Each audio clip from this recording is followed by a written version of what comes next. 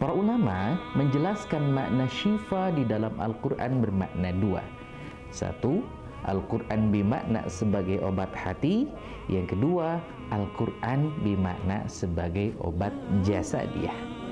Kenapa memiliki dua makna ini? Karena kita manusia, Allah ciptakan terdiri dari dua unsur ini.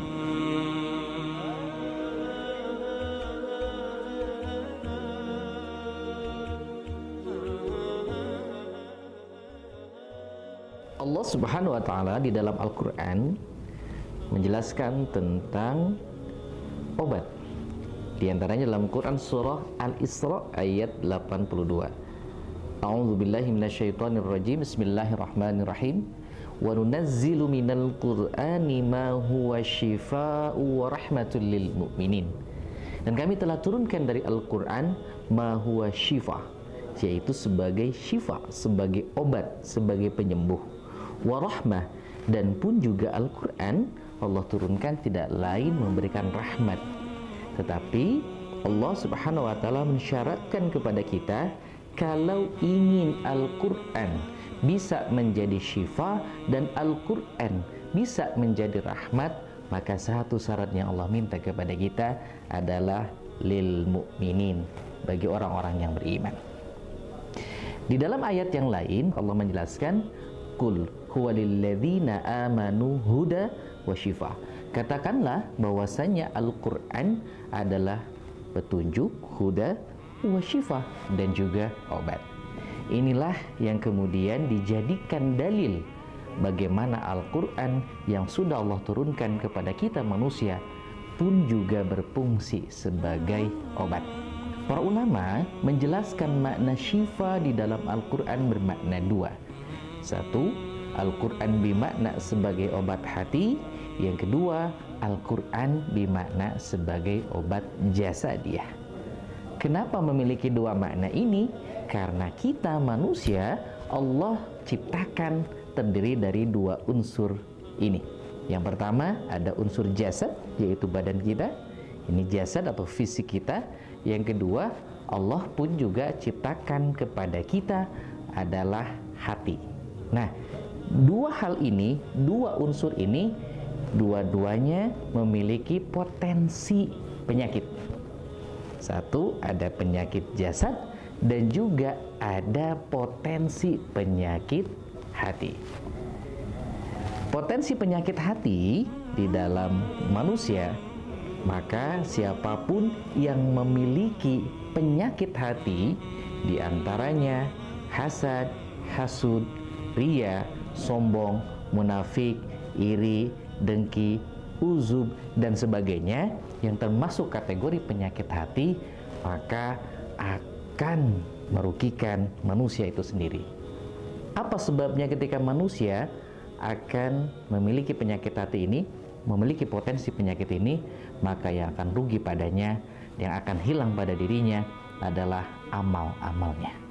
Sebagaimana Nabi Shallallahu Alaihi Wasallam misalkan mencontohkan bagaimana kemudian kata Nabi, hasad itu seperti api yang membakar kayu bakar.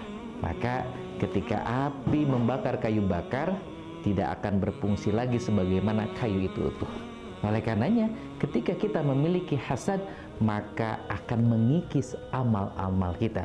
Begitupun jenis penyakit hati yang lain. Lantas bagaimana solusinya di dalam Al-Quran? Allah Subhanahu wa Ta'ala menjelaskan di antara ayat-ayatnya yang menjelaskan tentang obat untuk mengobati penyakit hati, di antaranya dalam Quran surah Ar-Ra'd ayat 28. A'udzu billahi minasyaitonir rajim. Bismillahirrahmanirrahim. Alladzina amanu wa tatma'innu qulubuhum bidzikrillah ala bidzikrillahi tatma'innul qulub. Alladzina amanu, yaitu orang-orang yang beriman. Yang Allah berikan kepada orang-orang beriman ini adalah ketenangan. Dengan apa orang beriman akan Allah berikan ketenangan? Bidzikrillah, dengan mengingat Allah. Oleh karenanya Allah Subhanahu wa taala menjelaskan dalam ayat ini, siapapun yang beriman maka Allah berikan ketenangan di dalam hatinya ketika dia mengingat Allah.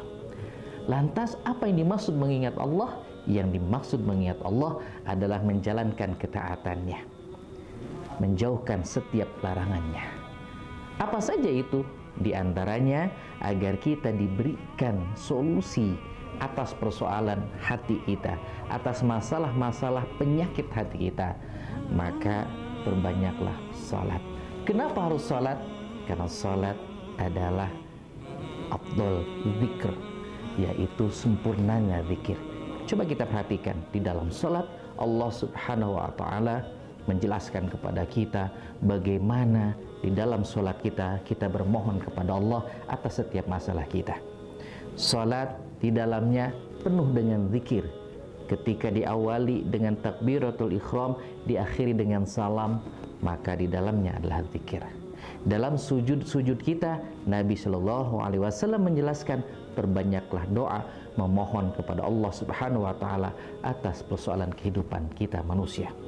Tidak cukup dengan itu, Allah perintahkan kepada kita untuk melaksanakan salat malam, sebagaimana Nabi SAW menjalankannya, dan salat malam adalah amalan para nabi dan rasul dan orang-orang saleh.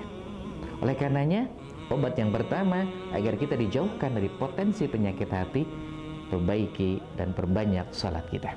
Obat penyakit hati yang kedua adalah dengan membaca Al-Quran, tilawah Quran. Kenapa? Karena di dalamnya Allah Subhanahu wa taala telah menjadikan Al-Quran sebagai obat. Al-Quran di dalamnya sebagai petunjuk. Nabi Shallallahu Alaihi Wasallam menjelaskan, berobatlah kalian dengan dua hal. Yang pertama dengan Al-Quran, yang kedua dengan madu. Kenapa dengan Al-Quran? Karena Al-Quran akan mengobati hati dan madu akan mengobati jasad.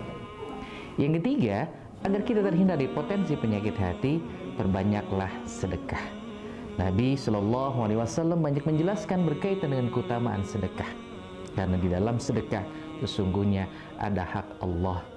Harta kita sesungguhnya yang abadi adalah dengan sedekah kita, bukan dengan apa yang kita miliki hari ini.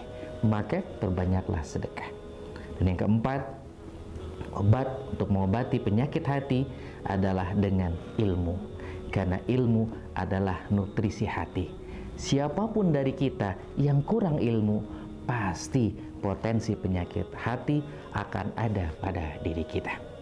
Oleh karenanya, teman-teman sekalian, agar kita dijauhkan dari potensi-potensi penyakit hati pada diri kita, maka perbanyak sholat-sholat kita, jangan lupa tilawah Quran, jangan lupa bersedekah, dan jangan lupa kita duduk di majlis-majlis ilmu, agar ilmu yang ada pada diri kita menjadi nutrisi, menjadi obat untuk penyakit hati kita.